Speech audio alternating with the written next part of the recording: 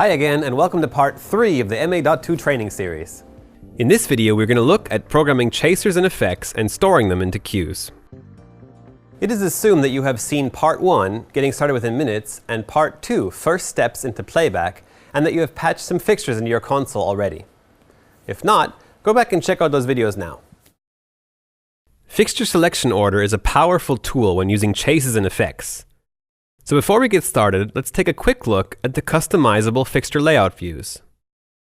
The standard fixture view has the fixtures laid out by fixture type, then by ID number. If you want your fixtures laid out in a different order, for example to match your rig, then you can build a customizable fixture layout view. To use one of these, let's first select our fixtures from our normal fixture view, press the Store key, then choose one of the 5 customizable view symbols at the top of the fixture view, and then press anywhere in the middle of the layout screen. This will put all the fixtures we have selected on the screen. We can move these fixtures around by turning on Edit mode by pressing the symbol that looks like a pencil on top of the screen, and then clicking and dragging the fixtures into position. And we shouldn't forget to turn Edit mode off when we have finished. Now we have a customized fixture layout view. We can click and drag across this view to select the fixtures in order, or simply pick and choose by clicking individual fixture icons.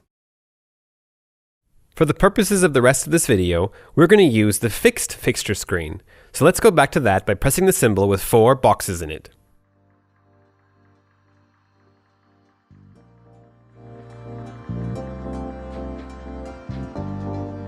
Alright, let's start by selecting our first fixture and raising its dimmer to full.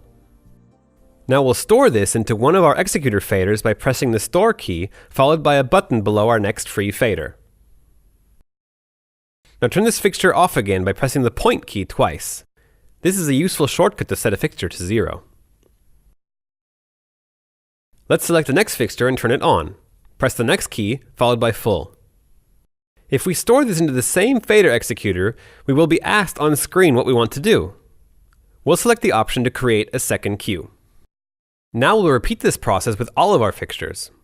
Point to turn the fixture off, next to select our next fixture, Full to turn it on, Store and the button below the fader to store it.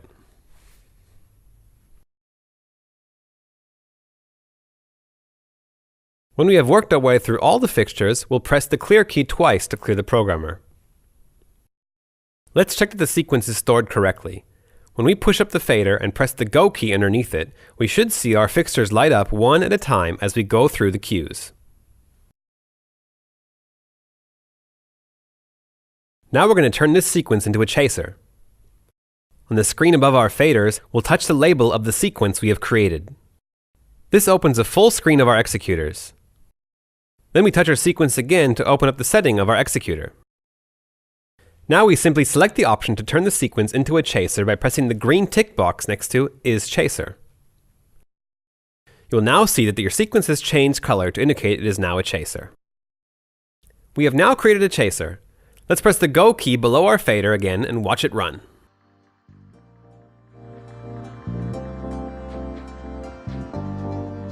Now that we have a chaser running, how about adjusting the speed and controlling how it fades from one queue to the next? To do this, we'll want our queue list open. That's the View key followed by the Go key below our fader. We'll also want to make sure our chaser is running by pressing the Go key. Now we see that fade and speed have appeared on our second and third encoder wheels. The second wheel, fade, will vary how the chaser transitions from queue to queue. At 0%, the queues will snap instantly from one look to another. At 100%, they will fade evenly between the queues. We can use the third wheel to vary the speed of our chaser, measured in beats per minute. If the range of speeds available isn't enough, then we can halve or double the speed of our chaser by pressing the half speed or double speed buttons on the lower part of the touchscreen. The 1-to-1 speed button on the touchscreen will reset our speed range back to default. On the lower part of the touchscreen, we see a green bar labeled Forward. On the right of this bar are 3 dots. By pressing this, we are shown some options on how our chaser should run. We can change our chaser from running forwards to running backwards, bouncing forwards and backwards, or even running to random steps. Next to the direction bar, we have another control that says Endless. Once again to the right, we have our ellipses that we can press to change the options. The Shoot Off option will allow the chaser to run once and then turn itself off when complete. Let's try this. Select Shoot Off and use the Go key to run the chaser. The Shoot On option will run the chaser once, but leave the last cue on when finished. To get our chaser to run continuously again, we change this option back to Endless. Chasers can be used on all attributes on moving fixtures. For example, using the techniques we've just learned, we could create a chaser that runs between different positions or changes the color of our fixtures. We can even combine attributes to make complex chasers.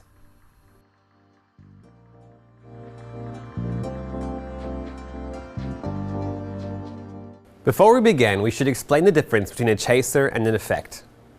A chaser is simply a sequence of cues that runs automatically from one cue to the next. An effect employs moving values that can be applied to features within individual cues. Further along, you'll be able to build your own effects, but for the purposes of this video, we are going to show you how to use the effects that are built into the dot2 console. Let's try using some effects on our fixtures. First, we want to make sure we start from a clear stage. As before, we hold MA and press Off, followed by everything off. Now let's select a group of fixtures and press the color attribute key at the top right of the furthest right touchscreen. Now we press the effects symbol at the top of the screen. This will bring up the effects page for colors on the right screen. To start an effect, just press the key for the desired effect on this screen. Let's try it now with a 2-color hard effect.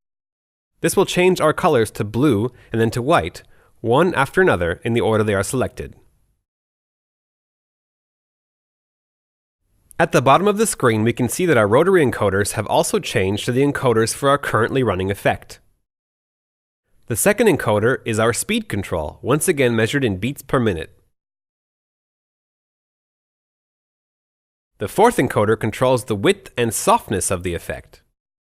This can be combined with different effects for some neat results. By default, the encoder controls your width. If you play with this, you will see the ratio of white to blue increase and decrease. Press the MA key to access the second feature, in this case the softness. The softness control will change your effect from a hard snapping effect to a nice smooth fading effect. Alright, let's try a movement effect next. First, we'll clear the color effect by pressing the Off tile on the color effect screen. We'll then select the position attribute from the buttons on the right side of the right screen and press the effects symbol to open the effect window. Here we have some effects for pan only, some just for tilt, and others that are combined. Let's see how this works by selecting the tilt sign and then pan sign effects. Now we can see both effects running. If we need to stop one of our effects from running, we just press the Off hard key followed by the effect on the touchscreen we wish to stop. Next up, let's try changing the size. Simply press the Size Value button in the top right corner, and then you can use the encoders to change the size of pan and/or tilt. Effects are incredibly powerful and allow some really complicated stuff to be programmed quickly. You can use these techniques to create effects for any attribute on your fixtures. Effects can be stored with static values into cues in exactly the same way as we've shown you in previous videos when storing cues. Effects will also obey cue fade times. If we want to use an effect more than once, then we can store it into the same location we stored our presets. We simply set up our effect, bring up the appropriate preset page, then press Store and choose an empty location to store it. We can now quickly recall and use the same effect over and over again. What about if we want to stop an effect within our cue list? Well, first, we'll need to select our fixtures again. Then we simply change the value or use a preset to override the effect. This works for everything except positions. If we want to stop a position effect, we need to return to the Positions Effects page and press the Stomp key. Now we can store this into a queue, which will result in the effect stopping when we run that queue. And again, this will respond to queue fade times. One other thing to know about position effects is they operate centered around the base position the fixtures are in. Let's take a look. First, we create a simple tilt sine wave effect with the lights pointing straight down and store it into the first queue of a sequence. Then we'll move the lights so they are pointing up and store that into queue 2. When we play the cues back, the movement effect runs pointing at the stage in queue 1, then carries on running in queue 2 just centered around the higher position. Finally, we have another tool that allows us to manually change the speed of our effects while they are running. Remember the magic speed screen from our last video? Well, the first control in there is called master speed. Now let's play back one of our cues with an effect on it, and we can speed it up or slow it down using the master speed control.